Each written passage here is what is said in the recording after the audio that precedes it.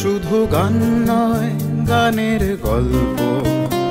সে ডানা মেলে উড়ে যায় অল্প অল্প একদিন, প্রতিদিন একদিন প্রতিদিন।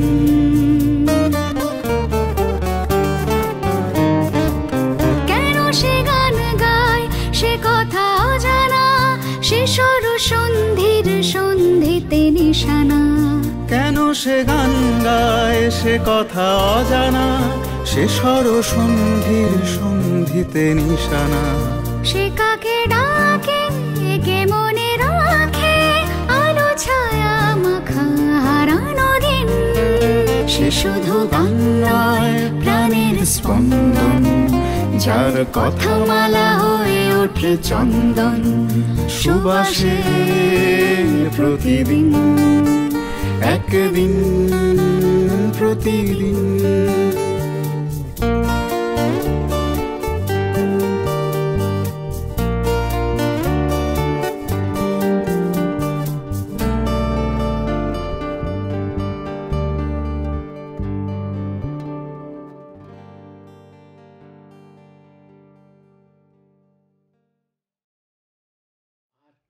এইভাবে আমার জীবনে পান্নাবাবু ঢুকে গেলেন। মানে একটা গান যেন একটা সিকোয়েন্স, একটা সিগনেচার, যাকে আমরা ব্যাকগ্রাউন্ড মিউজিক বলি, সেইভাবে কাজ করছে।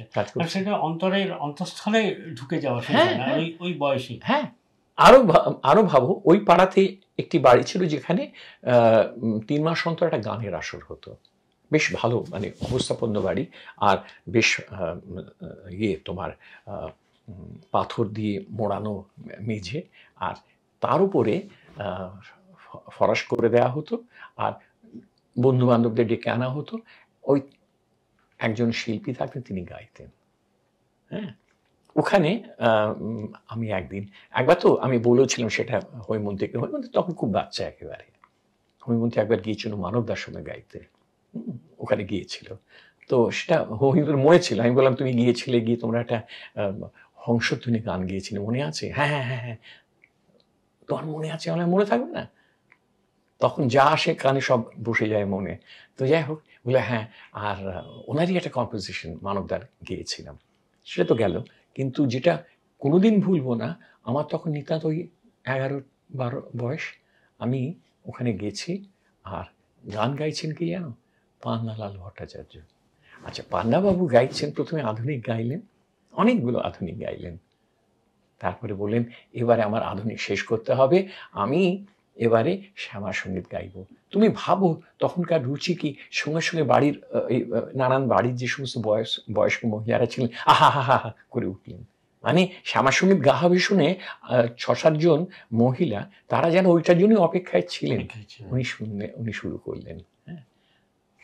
ঠিক যেমন ভাবে এখন সারা বাড়ির লোক মিলে একটা টিভি সিরিয়াল কখন শুরু হবে তার অপেক্ষায় থাকে। তার মানে এতটা বড় একটা কোথায় একটা নো ম্যানস ল্যান্ড তৈরি হয়ে যাচ্ছে মানুষ এবং গানের মধ্যে। হ্যাঁ, আর কি জানো তো, যেটা আমি মাঝে মাঝে অনুভব করি, যে আমাদের স্কুলে ক্লাস 5 থেকে কম্পালসারি মিউজিক শেখানো উচিত, সঙ্গীত শেখানো উচিত। আমি সৌভাগ্যক্রমে পেয়েছিলাম আর একটু বেশি বয়সে, ক্লাস 9 থেকে, কারণ আমি সেই সময় পড়তে গেলাম এতে রামকৃষ্ণ মিশন নরেন্দ্রপুরে। সেখানে গানের একটা ব্যাপার ছিল। হ্যাঁ, এবং সেইখানে আমাদের অপশন দেওয়া হয়েছিল। এমনিতে তো প্রত্যেক সন্ধ্যেবেলায় ওই খণ্ডন ভববন্ধন জগবন্ধন বন্দিত মায়, হ্যাঁ, এই গান তো হতোই, স্বামীজির লেখা গান। তারপর আরো কিছু কিছু গান হতো। এটা তো একটা অভ্যেস হয়েই যাচ্ছিল। অনেক গান আমরা এইভাবে শিখে যেতাম আর কি। আমাদের গান বলে একটা বই ছিল, তার থেকে সব গাওয়া হতো। আর যেটা হলো, আমাদের একটা অপশন দেওয়া হলো যে গোপীদা বলে একজন ইতিহাসের অধ্যাপক ছিলেন, আমাদের স্কুলেও ক্লাসেও পড়াতেন। তিনি অন্ধ ছিলেন, অপূর্ব গাইতেন। তো এই গোপীদা কি করতেন, উনি আমাদের তখন যিনি হেডমাস্টার ছিলেন, এটা ক্লাস 10-এর কথা বলছি, স্বামী প্রভানন্দ হলেন, যিনি কিছুদিন আগে চলে গেলেন। হ্যাঁ, তিনি আমাদের ওখানে যখন এসেছিলেন তখন ওর নাম ছিল ব্রহ্মচারী গিরিশ চৈতন্য, আমরা বলতাম বরুণদা। বরুণ মহারাজ। তো ওনাকে বলেছিলেন যে আমি তোমাদের যেসব ছেলেরা আমার কাছে গান শিখতে চায় আমি সপ্তাহে একদিন করে তাদের সন্ধ্যেবেলায় গান শেখাবো। খুব ভালো, আমরা যাওয়া শুরু করলাম। আমরা 10 জন না 12 জন ছিলাম, পরে সেটা 14 হয়ে গেল, পরে 16 হয়ে গেল। এত ভালো লাগছিল ক্লাস করতে যে শেষকালে ওটাকে সপ্তাহে 2 দিন করা হয়েছিল। আচ্ছা, তার একটা গল্প বলি তোমাকে, মানে কিরকম একটা সচেতন মানুষ আমাদের মানে সমাজের এইসব ব্যাপারে চোখ খোলা। আমরা একদিন গান করছি, উনি আমাদের পাল্টা শেখাচ্ছেন, করতে করতে করতে হঠাৎ ওই এটা তো সন্ধ্যেবেলায় হলো তো 7টার সময়, তখন তো সব স্কুল বন্ধ, শুধু লাইব্রেরিটা খোলা থাকতো 6:30 পর্যন্ত। তারপরে যে লাইব্রেরিতে যিনি কাজ করতেন, লাইব্রেরিয়ান চলে যেতেন, তার অ্যাসিস্ট্যান্ট যিনি ছিলেন তিনি একটা ক্যাসেটে, তখন মনে আছে এরকম ছোট ছোট ক্যাসেট বেরিয়েছিল, ভুল বললাম, ট্রানজিস্টার, মনে আছে ছোট ছোট রেডিও, ওই ট্রানজিস্টার বাজাচ্ছিলেন। তো হঠাৎ সে জোর করে বাজিয়ে দিয়েছে একটা শ্যামল মিত্রর গান, চোখের আলোয় দেখেছিলেন চোখের বাহিরে। অর্থাৎ শ্যামল তখন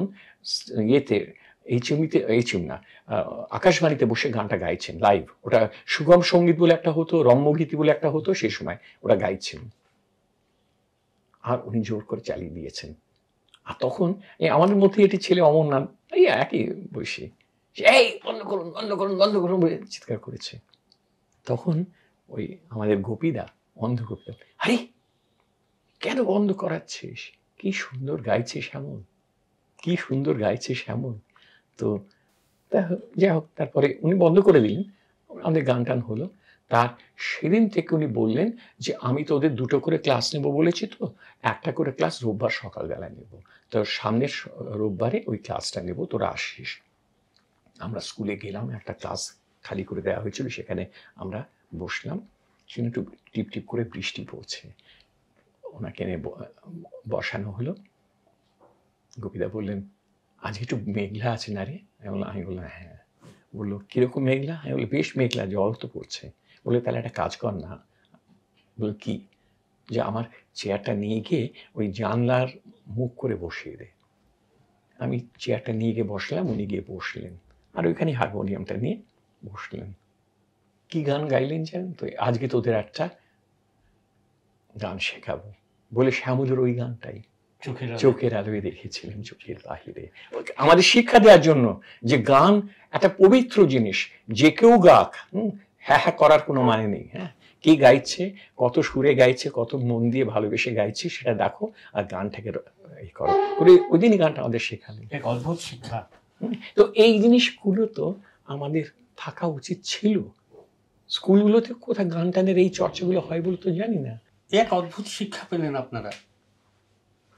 একটা প্রশ্ন বারবারই মনে আসে, আমরা যারা হয়তো গান বাজনা, ছবি আঁকা, কবিতা, গল্পের সঙ্গে জড়িত, তা আমাদের মধ্যেও কখনো কখনো একটা আত্মম্ভরিতা কাজ করে যে আমরা একটা সাধারণ মানুষকে অনেক সময় সেই প্রশ্ন তুলে কোথাও একটা অবজ্ঞার চোখে দেখি যে তুমি রবীন্দ্রসঙ্গীত জানো না, তার মানে তুমি তোমার গান নিয়ে কথা বলার কোনো অধিকার নেই, বা তুমি এই ভারতীয় সঙ্গীতের নাটভৈরব রাগ জানো না, বা তুমি 7 মাত্রা জানো না, যে তুমি কেন গান বাজনা নিয়ে কথা বলছো? এটা কি খুব প্রাসঙ্গিক?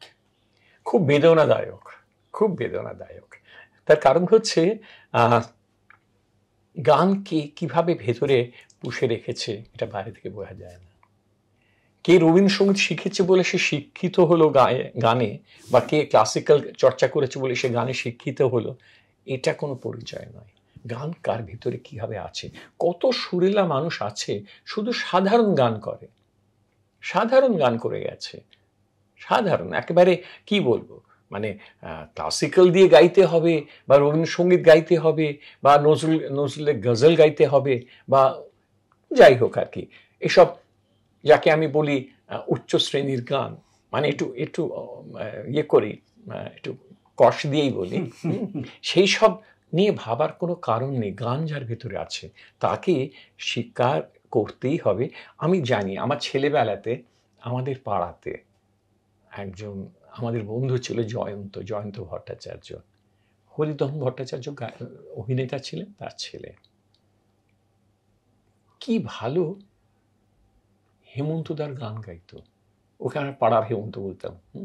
ওকে নিয়ে কি করা হতো জানো তো, এটা বলতে অসুবিধে নেই। আমার এক বন্ধু তখন সদ্য প্রেম করছে, তার বান্ধবীকে নিয়ে গেছে পার্কে, গিয়ে বসে প্রেম করছে, কিন্তু আমরা সেটাও জানে যে কোনো প্রেমের সিনে একটা গান থাকতে হয়, গান তো ও জানে না। হ্যাঁ, তখন দূরে জয়ন্ত অন্ধকারে বসে হ্যাঁ এই রাত তোমার আমার গাইছে আর কি অপূর্ব একটা, আর আমরা আরো দূর থেকে দেখছি সেগুলো, আর ওখানে ওটাকেই ও সেই দুষ্টুমির অনুষঙ্গেও গান। আচ্ছা, আর সবচেয়ে বড় কথা হচ্ছে গান কে কি গাইতে চায় তার উপর নির্ভর করে তার গানের রুচি এবং ভালোবাসা। আমি আজকে দুম করে যদি বলি, কেউ যদি হঠাৎ ডিসাইড করে যে আজ থেকে সে ধ্রুপদ গাইবে, তাহলে তো হবে না। ধ্রুপদের চর্চা করতে হবে, সে বহুকালের চর্চা এবং সুন্দর একটা শিক্ষার ব্যাপার। এই সময় খেয়ালও শিখতে গেলেও তাই করতে হবে, ঠুং শিখতে গেলেও তাই করতে হবে।